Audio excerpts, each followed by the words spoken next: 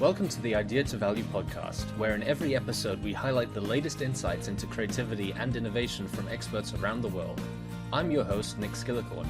I care about the evidence behind what makes ideas happen, and I've already helped thousands of people just like you through my unique insights into recent scientific findings of how creativity works. I also show you how to turbocharge innovation programs so they finally deliver on the value and ideas you've been struggling to execute.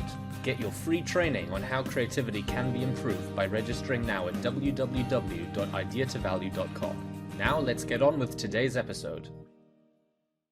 Hello, everyone, and welcome to another episode of the Idea to Value podcast. I'm thrilled to have back with me Professor Keith Sawyer from the University of North Carolina, Chapel Hill, and recent author of The Creative Classroom. Professor Sawyer is an expert in how people learn, and we're going to talk about how we can create an environment where both children and adults can learn to be more creative. Professor Sawyer, it's wonderful having you back here. Well, good morning. It's a pleasure to be here.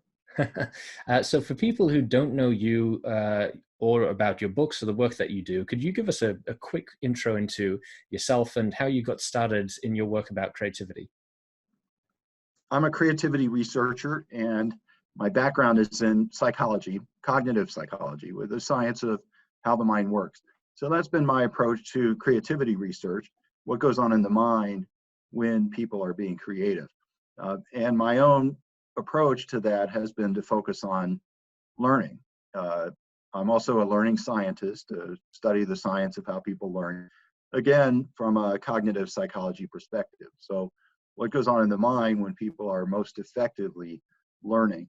And what I found in my research is that these two fields of research have converged, that the type of learning that results in the most effective understanding is also the same type of learning that fosters maximum creativity.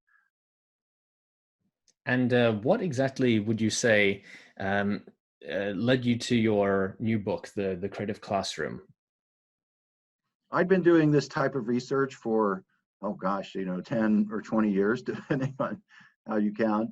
And what I realized is that this research wasn't making it into schools and in classrooms. I did not find it in teacher preparation programs, the textbooks that are used to prepare teachers for schools. So the knowledge of how to teach effectively for creativity just wasn't filtering down in the field.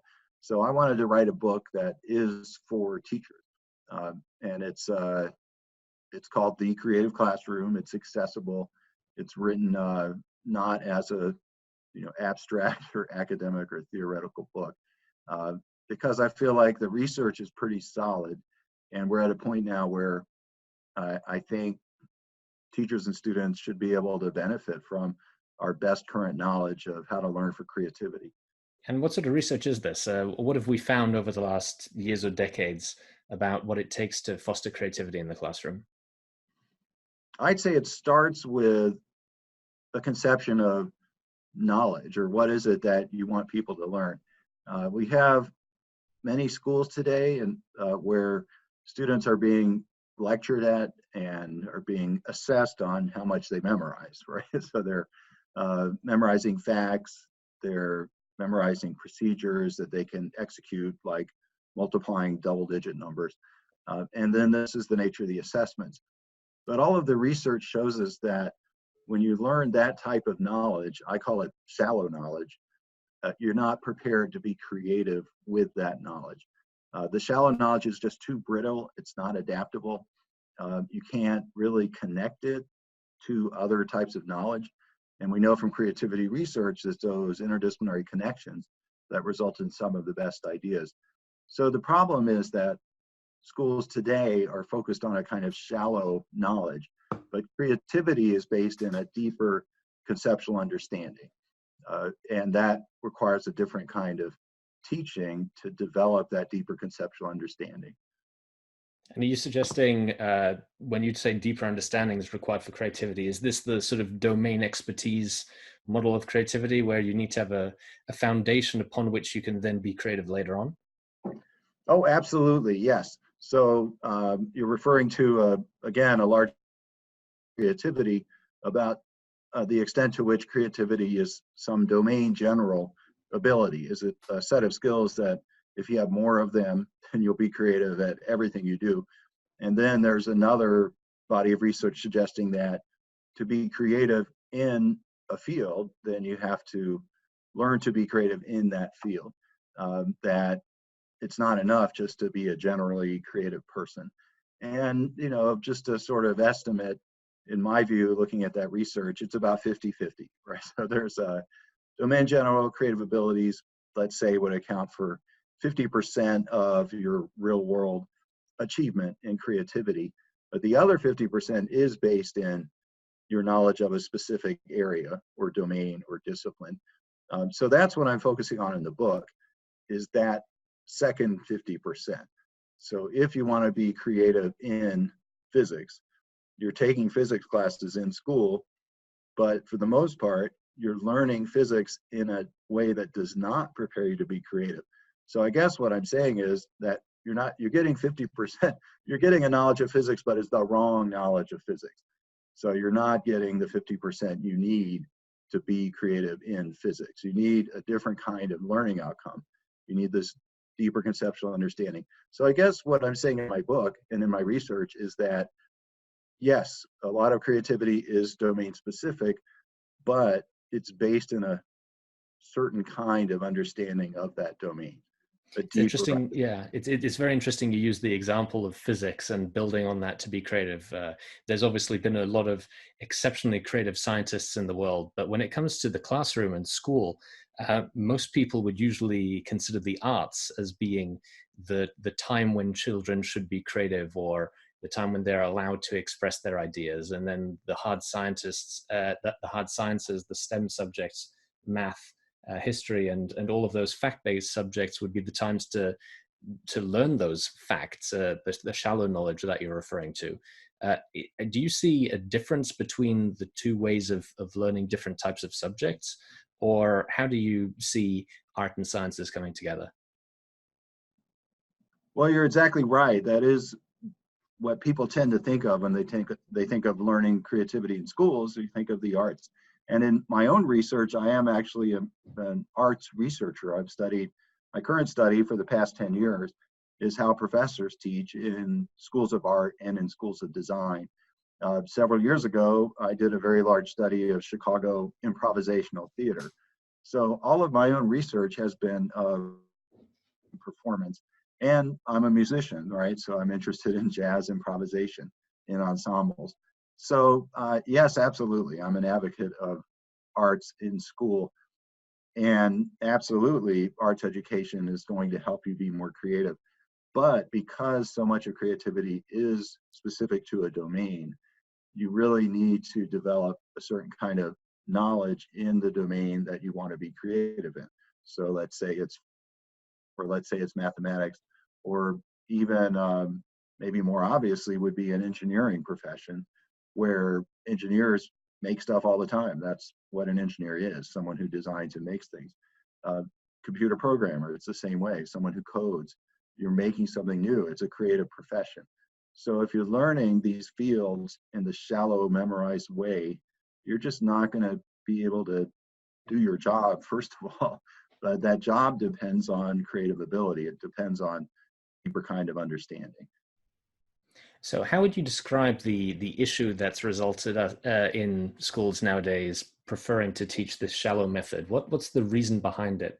And what can teachers then do to fix those issues? That's a good question, and I'm always frustrated because there's no disagreement among my colleagues, right? This is the consensus understanding of how creativity works and what type of knowledge leads to a better understanding and a better real world performance.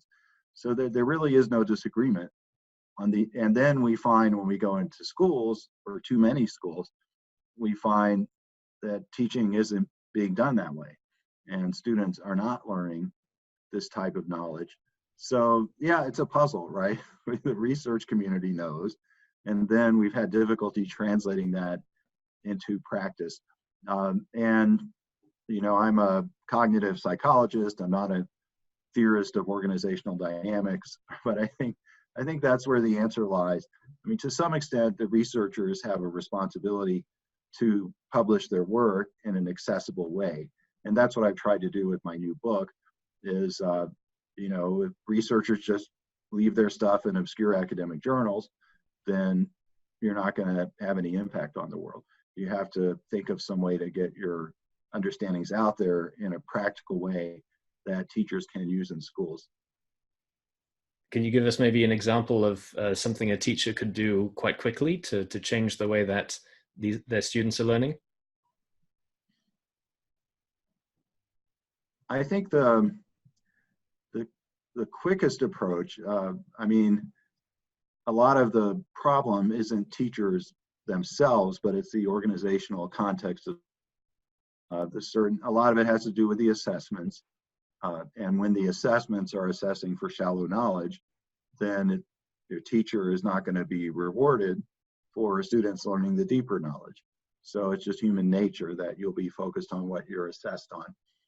But a really interesting finding of this research is that when you teach for deeper conceptual understanding, the students actually learn the shallow knowledge just as well, or even better, or focused on the way to teach the shallow knowledge. And it's a little bit surprising because if you're teaching for deeper understanding, then you're spending less time on delivering a bunch of facts. But that deeper conceptual understanding gives the student a conceptual framework where they can see how the various facts fit together in a conceptual structure. And that results in better memorization of facts, so you retain them longer. You can use them in a variety of different concepts. So I think I would say for teachers to start focusing on this deeper conceptual understanding. It feels like a risk at first because you feel like your students might score worse on the traditional assessments. But what we found in research is that your students will do just as well in traditional tests, but they'll also develop this understanding that prepares them for creativity. You're totally right, and the fact that you say the administrators of the school have quite a bit to do as well, just like the teachers do, because like we say in the management sphere, what gets measured gets managed. And if a teacher is being assessed on just the grades that the shallow knowledge gives, then that's going to be the incentive of what they focus their time on. Right, absolutely. The way of teaching, you had asked about what can teachers do. The way to start, I think, is to take a small step. It's very difficult to transform everything you're doing overnight. And then you do have to bring along the students with you. For the students, it's a new way of learning. And I guess I'd say the core of that is to introduce some improvisationality, to introduce some flexibility and openness into your classroom. Teachers, like everybody else, like predictability, and they like structure and simplicity. So it's natural for a lot of teachers to want to be in control of the classroom, to plan everything out in advance. And then the problem is there's no room for students to explore. There's no room for unexpected statements or thoughts or ideas to come from students, and then for that to change the flow of the classroom. So the key is, I was waiting for you to use the word flow, because I know some of your previous work on creativity is based around your research on how ideas flow, and especially how teams of people can be creative together. So it's interesting that you found that to be applicable in a student in a classroom setting as well. That's right, and I call it group flow, and I've applied that concept to business settings exactly. Where groups collectively are in this flow state of peak experience. So what's maybe a little counterintuitive about applying that to the classroom is that the classroom also needs to be in this group flow state of peak experience for maximum learning to happen. But as I found with business teams, that group flow only happens with a certain kind of improvisationality, a give and take between the members of the group. And it turns out, based on learning research, that's exactly the kind of activity that results in this deeper understanding, where our in a sense, the way I think about it is that the teacher is collaborating with the students in a way. It's a collective improvisation where the teacher is, of course, more senior, more responsible for the flow of the conversation in the classroom. But the students need to have their own creativity, their own thought process. That has to play a role. It has to be released in the students. And that's the most important thing a teacher can do. Is it just the teachers who are responsible for imparting this learning on children nowadays, though? Or how do you see parents and people outside of the teaching sphere be involved in it? Oh, I would say parents also need to be open and flexible in their interactions with their children. It's that kind of give and take, that open improvisational interaction that fosters creativity in groups and in individuals. So I guess though it's not easy. So the positive message I have is that research is solid. All the researchers are in consensus. We know that if you teach in this more improvisational fashion, I call it guided improvisation. So the teacher is guiding that improvisation. That results in better learning outcomes and it results in greater creativity. So that's the good news. The bad news is, if you will, is that it's hard to do. Even people who perform improvisation professionally, actors, they will tell you it takes quite some time to develop that improvisational skill. It's frightening at first because it's anxiety provoking for anybody when you don't know what's going to happen. That uncertainty and ambiguity is not easy to handle the first time when you first start. And I guess I should add, it's not easy for the students either, because the students, most of them are used to a traditional classroom where everything's predictable. They know exactly what's expected of them. They know exactly what they need to do to get top marks in that particular class. And then when you introduce a more improvisational style of learning, it requires a different set of learning skills. So that's one thing a teacher will need to do, and I hope parents will support those teachers, would be to realize that students need to learn a different way of learning, and you need to help them along.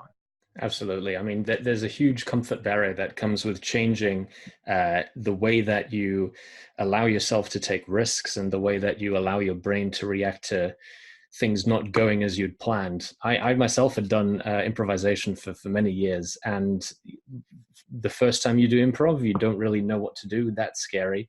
I'll tell you, it's just as scary being booed off stage, which has happened to me as well. But you do need to then be able to pick yourself back up and try again. And I think that's where sometimes students are so afraid of making mistakes on the test and getting a bad grade, that one bad grade is going to destroy their ability to get into university, and then after that to get a job, and then after that to keep their job, that they're just paralyzed with fear of doing anything apart from giving the right answer. Right. And I've had that happen myself. I'm a college professor, so I teach at the college level. And after learning about all this research, I said, well, I've got to do that myself. The research is pretty solid. And I had not been teaching. I've been teaching in a more traditional way. So I started teaching in a more open improvisational way. And the students did not like it at first. And I didn't have the skills to bring them along with me. At first, it's like getting booed off the stage, right? I got very bad student evaluations at the end of my course, student course evaluations, for probably, it was maybe 2 years of trying to figure out how I can teach in this improvisational way. I didn't have practical advice like you'd find in my new book. There wasn't a book, but I had the research. But then I myself had to figure out, how do I take that research and make it work? And it's just a trial and error. So it's like getting a bad student evaluation. It's like being booed off stage. I mean, you hear a lot of bad news nowadays about creativity in schools, and especially the trends, not only over the last couple of years, but what happens between a child being in kindergarten and being highly creative and then reaching their teenage years or adulthood and all of a sudden not being that creative anymore. What's your view on the research? What is it telling us in your view? And are those assumptions that you hear about in the news actually correct? Oh, you mean the general trend over time? Yes. Um, I'm not sure. I'd say I haven't seen what I consider solid evidence one way or the other. I mean, there is some evidence that creativity is increasing because we have a very innovative society. Many of our countries in the world are more innovative than they've been in the past, and those ideas are coming from somewhere, right? So, so at least some proportion of graduates of schools are being more creative. So there'd be a lot of issues there. What about across the income spectrum? What about different types of schools? Are you learning to be more creative in one type of school versus another? I would say, obviously, based on my research, if you're in a school that's teaching in a research grounded way, which I think of as guided improvisation, then those students are going to learn to be more creative and they're going to have more creative potential than if you are in a more traditional school where you have classrooms that I call instructionist, where the teacher is simply delivering information to the students and the students are memorizing it. Those students are not being prepared to be creative. Fascinating insights. Professor Sawyer, it's been wonderful speaking with you. If people want to find out more about the book or about the work that you do, what's the best place that they can go and find out more? Oh, please visit my website. It's keithsawyer.com. And there I have the latest updates and news, and certainly information about my new book, The Creative Classroom. And again, that's keithsawyer.com. Fantastic. I'll make sure to get down the link there in the description below this podcast. Professor Sawyer, it's been wonderful having you back on the show, and I look forward to speaking again with you soon. Great to speak with you too. Thank you so much for listening. If you liked it, please like, share, and subscribe, and leave me a comment about what you thought and what you'd like to see more about. If you want to take your creativity and innovation capabilities to the next level, then invest in yourself with the premium training only available at ideatovalue.com. These exclusive training modules have all been put together by me, Nick Skillicorn, and have been used by thousands of artists, innovation leaders, and CEOs to become better at understanding the source of their creativity and executing on their innovation ambitions. And there is no risk to you, as they're backed by our money-back guarantee. Now, don't forget to go out there and make your ideas a reality. See you again soon.